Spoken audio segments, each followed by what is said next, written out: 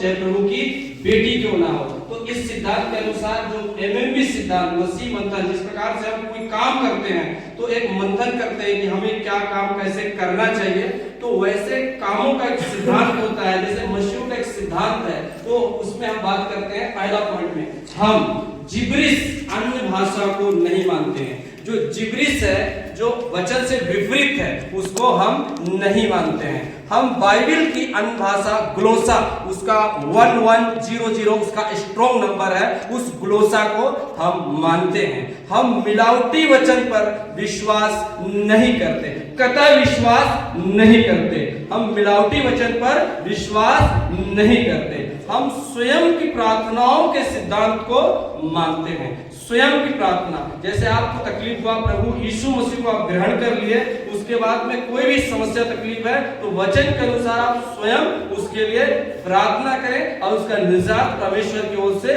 निश्चित 110% आपको मिलेगा। हम दूसरों की प्रार्थनाओं के सिद्धांत को बिल्कुल नहीं मानते। हम एक मन होकर प्रार्थना के सिद्धांत को मानते हैं। जो एक मन न होकर बेवजह चिल्ला कर प्रार्थना करते हैं, उस सिद्धांत को हम नहीं मानते। भावनाओं में बहकर वचनों के विपरीत किसी कर्मों या कामों को हम नहीं मानते, चाहे वो चमत्कार हो, चाहे XYZ कोई अच्छे मार्ग हो, हम उस मतलब वचन के विपरीत है, उस सिद्धांत को बिल्कुल नहीं मानते। मसीह जीवन सरल है, हम नहीं मानते। हम बाइबल के बाहर किसी भी अलौकिक शक्ति को नहीं मानते।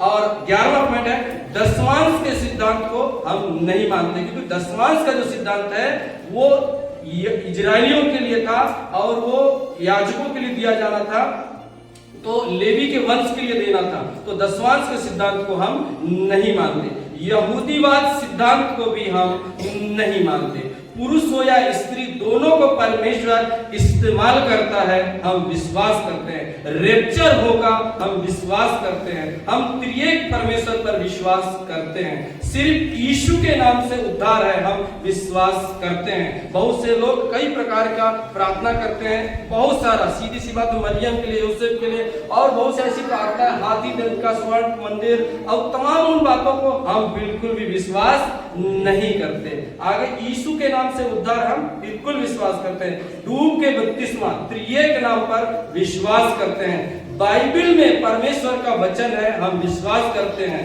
उद्धार पाते ही पवित्र आत्मा मिल जाता है, हम विश्वास करते हैं। यीशु के द्वितीय आगमन पर हम विश्वास करते हैं।